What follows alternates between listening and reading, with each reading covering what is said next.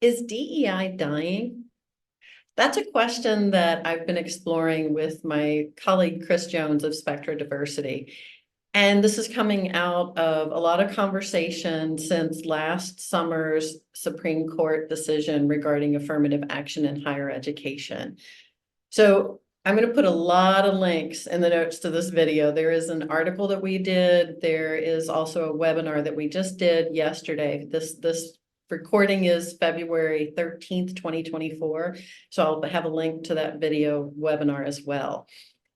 I'm Nancy Schick of Third Year Conflict Resolution, and we take a holistic approach to resolving workplace disputes like diversity, equity, and inclusion issues. So in other words, discrimination in the workplace.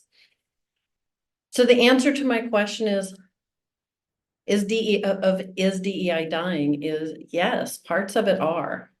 But here are the parts that are dying. It's one, any kind of program that is unfairly blaming people that don't have power within their workplace for what's going on in their workplace.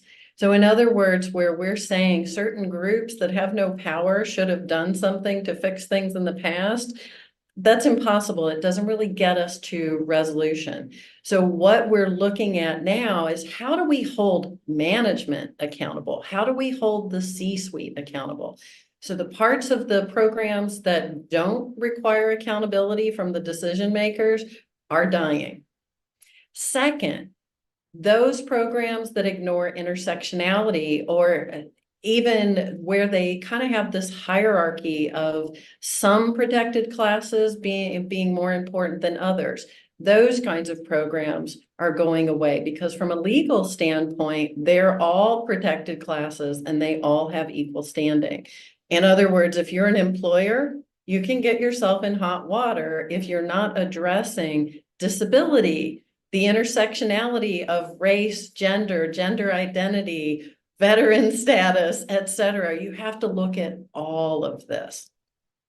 And third, the types of programs that are dying in the DEI space are those that purport to be about inclusivity, yet exclude some voices. So those are the things that are dying in the world of DEI right now. So the big message I want you to get is it's still workable.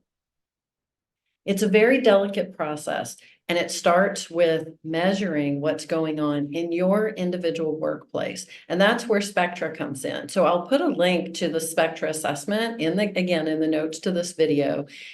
If you want to have a consultation with me to talk about how you can increase diversity, equity, and inclusion in your workplace, then I'll be happy to talk to you about some of the things that we do with our clients.